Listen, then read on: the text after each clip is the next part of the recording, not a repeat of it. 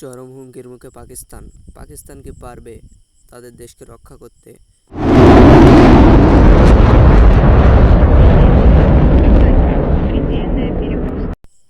ভারত নিয়ন্ত্রিত কাশ্মীর পেহেলগ্রামের বন্দুকধারীদের হামলা ঘিরে প্রায় 3 দশকের মধ্যে সবচেয়ে বড় ধরনের সংঘর্ষ জড়িয়ে ভারত ও পাকিস্তান।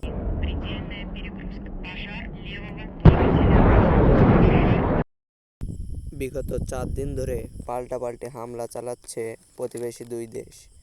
ইসলামাবাদের দাবি, 2 দিনে প্রায় 70টি ড্রোন ভারতের ধ্বংস করেছে পাকিস্তান।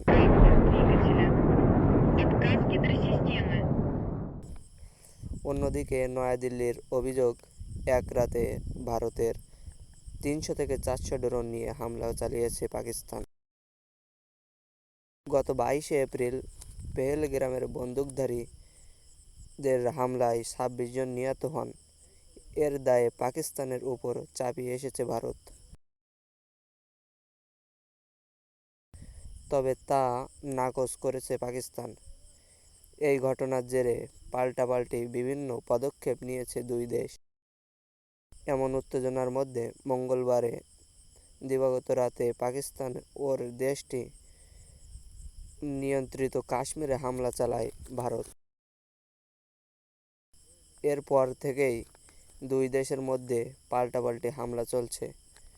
যদি এই যুদ্ধ এইভাবে চলমান থাকে, যদি ইন্ডিয়া আর পাকিস্তান যুদ্ধ হয়, তবে মেন পয়েন্ট হবে পাকিস্তানের জম্মু কাশ্মীর, পাঞ্জাব, রাজস্থান আর গুজরাট। সাথে দুই দেশের সেনারাও প্রস্তুত হবে। ভারতের কাছে রয়েছে 14 লাখ অ্যাক্টিভ সেনা আর পাকিস্তানের কাছে রয়েছে 8 লাখ অ্যাক্টিভ সেনা। আর এই যুদ্ধে ইন্ডিয়ার সাপোর্ট করতে আসবে যুক্তরাষ্ট্র, ফ্রান্স, ইসরায়েল এবং রাশিয়া। অন্যদিকে পাকিস্তানের সাপোর্ট মিলতে পারে চায়না এবং তুর্কিতে। তবে এটা বিশ্বাসযোগ্য নয়, তারা সাহায্য নাও করতে পারে। আর অস্ত্রশস্ত্রের দিক থেকে যদি বলি, তাহলে পাকিস্তানের থেকে ইন্ডিয়া বেশি এগিয়ে রয়েছে। সেজন্য পাকিস্তানের সাথে ইন্ডিয়ার যুদ্ধ করতে হলে ইন্ডিয়াকে হারানো অসম্ভব হয়ে যাবে।